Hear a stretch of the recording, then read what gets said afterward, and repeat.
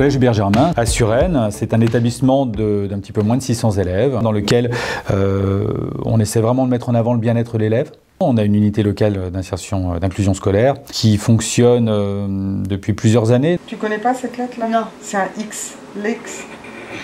K. Xa. Ma. On a une douzaine d'élèves qui vont de la 6e à la 3e et donc on doit s'adapter à chacun. En ce moment, je suis une formation en orthopédagogie avec le CFO de Bordeaux.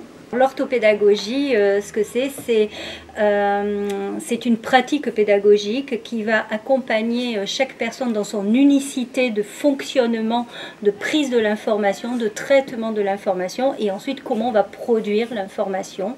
Alors dans un contexte scolaire, c'est comment en classe je vais prendre l'information que l'enseignant a à me transmettre, comment moi je la comprends, je vais la transformer et je vais pouvoir répondre à la consigne qu'il me donne lors d'une production. On va se poser des questions pour savoir ce qui se passe dans ta tête. Ok Noah?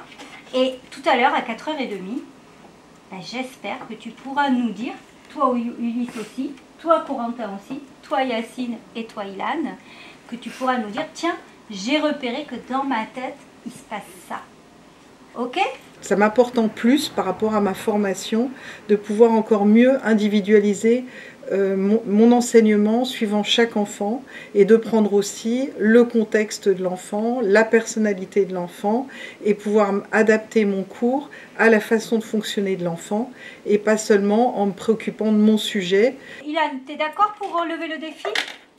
De dire, tiens, qu'est-ce qui se passe dans ma tête? Oui. Oui.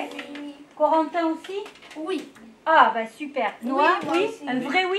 Corinne, effectivement, s'est rapprochée du centre de formation de Bordeaux pour compléter les connaissances en pédagogie qu'elle avait et nous avons mis en place ensemble des spécificités à l'orthopédagogie. Par exemple, dans le cas de Noah que nous avons vu tout à l'heure dans la classe, à travers ce qu'elle a observé des indices, les prises d'indices du fonctionnement de Noah, elle a pu adapter les cours de Noah. Avec Noah, je me suis rendu compte grâce à l'orthopédagogie qu'il ne retenait que les images.